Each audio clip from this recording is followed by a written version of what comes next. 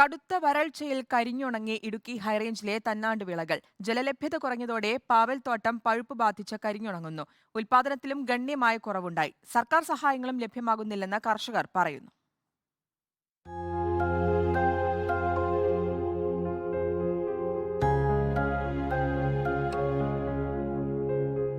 വേനൽ ചൂടിന്റെ കാഠിന്യമേറിയതോടെ ഹൈറേഞ്ചിൽ ഏലച്ചെടികൾക്കൊപ്പം തന്നാണ്ട് വിളകളും കരിഞ്ഞുണങ്ങുകയാണ്.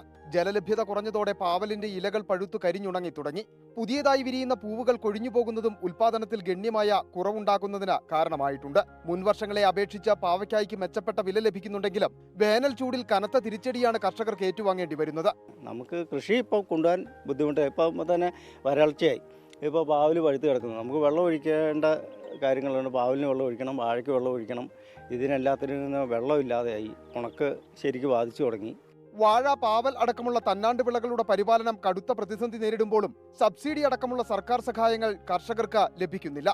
നമുക്ക് കഴിഞ്ഞ പ്രാവശ്യം 10 രൂപ 50 പൈസ വെച്ച് സബ്സിഡി തന്നുകൊണ്ടിരുന്ന വാഴയ്ക്ക് അത് ഈ പ്രാവശ്യം ഇല്ല, നിർത്തി. പാവലിന് സബ്സിഡി കിട്ടുമായിരുന്നു, അതും നിർത്തി. ഇപ്പോൾ സർക്കാരിൽ നിന്ന് ഇപ്പം ഈ പ്രാവശ്യം എന്ന് പറഞ്ഞു കഴിഞ്ഞാൽ നമുക്ക് 1 രൂപ പോലും കിട്ടിയിട്ടില്ല. കടുത്ത വേനൽ ചൂടിൽ ജലലഭ്യത കുറയുന്നത് കൃത്യമായ നനവെത്തിച്ച് പരിപാലിക്കേണ്ട ഏത്തവാഴ കൃഷിക്കും തിരിച്ചടിയാകും. വരുന്ന ഓണക്കാല പ്രതീക്ഷയിൽ നട്ടുപരിപാലിക്കുന്ന ഏത്തവാഴയ്ക്ക് വളപ്രയോഗമടക്കം കൃത്യമായി ചെയ്യുവാൻ കഴിയില്ല. ഏത്തക്കായുടെ ഉൽപാദനത്തെയും ഇത് പ്രതികൂലമായി ബാധിക്കും.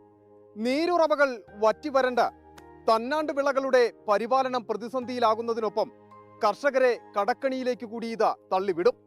ഇവിടെ കർഷകർക്ക് സർക്കാർ സഹായങ്ങൾ ഉണ്ടായേ മതിയാകൂ. വീഡിയോ ജേർണലിസ്റ്റ് എസ് ശ്രീകുമാറിനൊപ്പം reporter Sandeep Rajakkad, in reporter, Idukki.